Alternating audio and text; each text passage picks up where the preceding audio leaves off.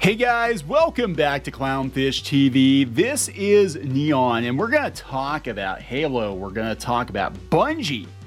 Sony is buying Bungie for $3.6 billion. Now, it's nowhere near what Microsoft was paying for Activision Blizzard, but again, it's another acquisition, another consolidation of media. But I think before we get into that, we're going to talk about Cortana looking like a soccer mom in the live-action Halo, which kind of looks like the Mandalorian, doesn't it? It's kind of like got the Mando vibes. Jury's still out. Some people love it, some people hate it. I think everybody can agree, though, that is not Cortana. But we're going to talk about all of this before we get into it any further. This video is sponsored by Pocket Option.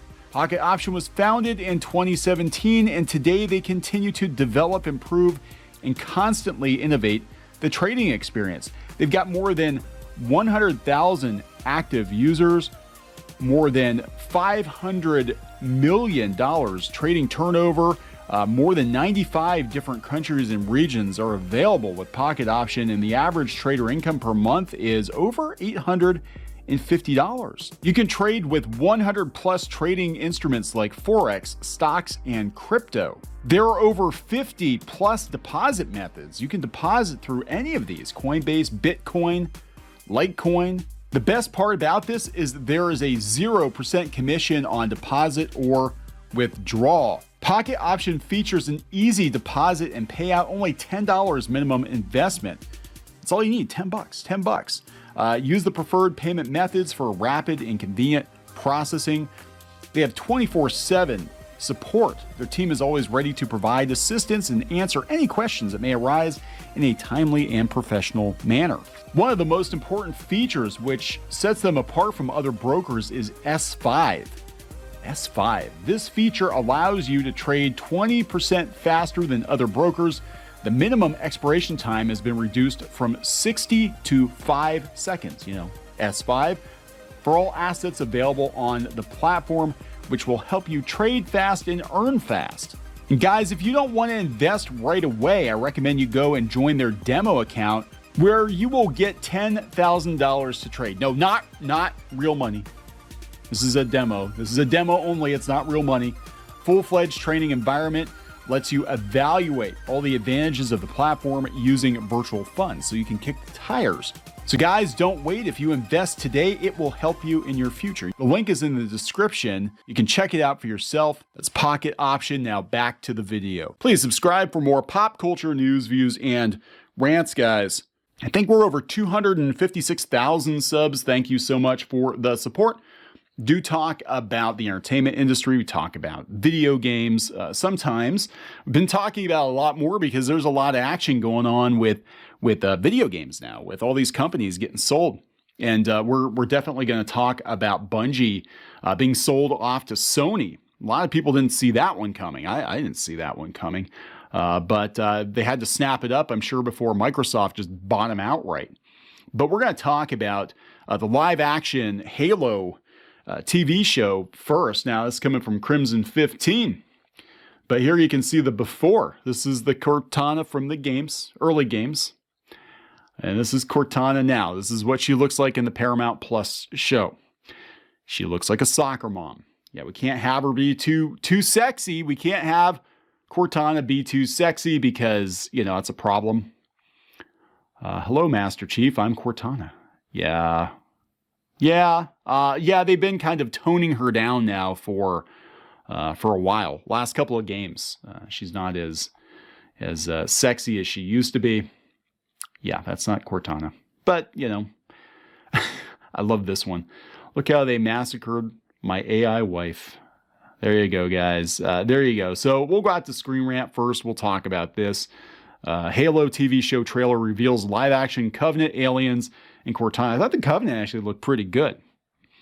The trailer for the Halo TV series starring Pablo Schreiber as Master Chief has been revealed, showing off the live-action Covenant and Cortana. I thought it looks better than Boba Fett, right? I guess that's all I can say about it at this point, but I can completely understand why people are pissed about some of the choices. It looks more modern day than it does futuristic.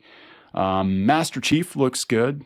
You know, the armor looks pretty good, but considering cosplayers have been doing him for decades, you'd think they'd get that one right. The full trailer for the Paramount Plus Halo series has been revealed. The new series, based on the successful Halo video game series from Bungie and Xbox, will star Pablo Schreiber as Master Chief, Jen Taylor as Cortana, aka your mama. A bunch of other people I haven't heard of. I don't really care. The Halo series will be based on the video games, but will follow a new silver timeline. Okay, I'm concerned. A new silver timeline, which is said to pull from existing Halo lore, history, canon, and characters, but won't be beholden to every event that's transpired throughout the game universe. This allows the show to exist independently of the game franchise, while still following along with the bigger and smaller aspects that gave the franchise its identity. The show's timeline will be very similar, but will ultimately remain separate. There will be surprises, differences, and twists that will run parallel, but not identically to core canon, like a lot of the weapons and the vehicle choices. The new full trailer has dropped to Paramount Plus, giving fans their first look at the bigger vision for the show outside of the teases that have been shown thus far. Master Chief looks good. That's about all I can say. And if I had no expectations, then I'd probably be, looking at this like, oh yeah, okay, this looks kind of like The Mandalorian. I will say it does look better. It does look better than Boba Fett. Boba Fett's boring as hell. At least I got the Covenant right. Covenant looked pretty good, I thought. I don't know. Anyway, of course, the bigger story is that Sony bought Bungie for $3.6 billion. $3.6 billion. It's not really a lot of money in the grand scheme of things, given that this is Bungie, right? They, of course, did create the Halo series.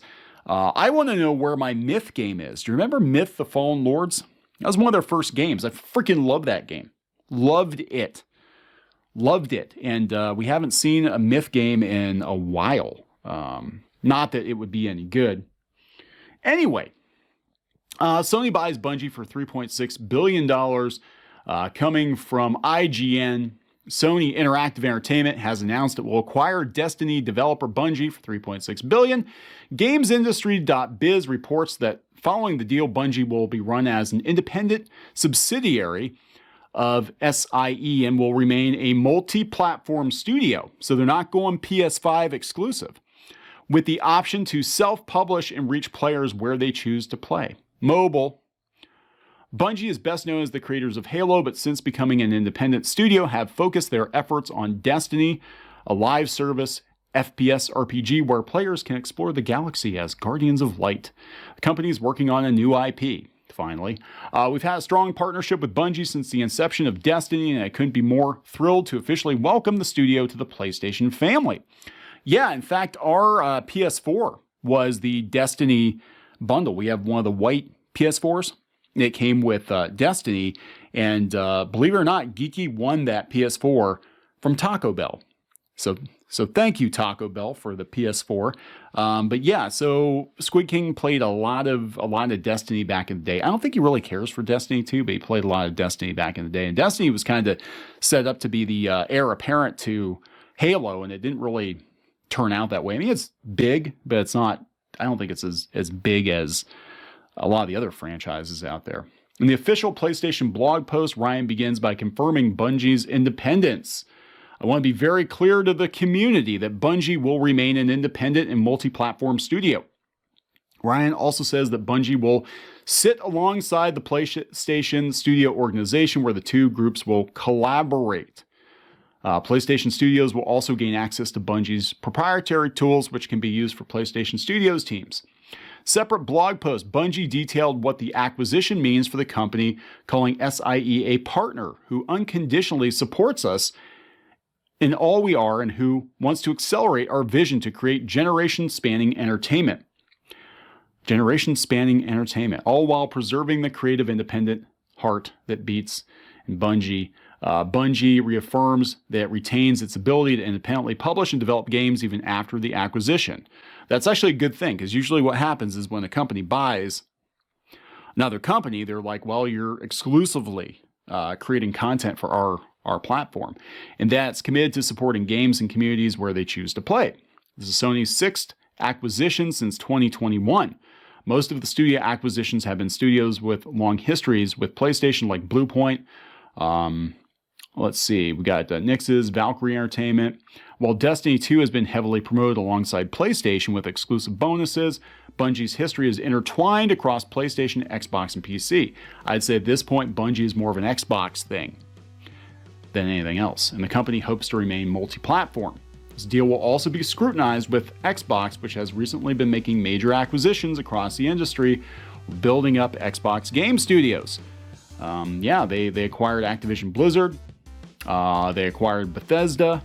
Sony acquiring Bungie. This new age of studio acquisitions only appears to be heating up as studios look to expand their portfolio of teams and franchises. Basically, we're going to have one or two companies publishing all the major video game franchises going forward. And then we're going to have independent game developers, much needed independent game developers, like Bungie used to be. I remember Bungie was an outlier. It's hard to remember that, but I remember when Myth first came out, they're like, yeah, this little known developer called Bungie did this cool little game called Myth, and freaking love that game. And Halo, I played somewhat early on, but I was never huge into Halo. I know Squid King was. We have friends that were into Halo, but pretty interesting development here, and I think we're going to see a lot more of this.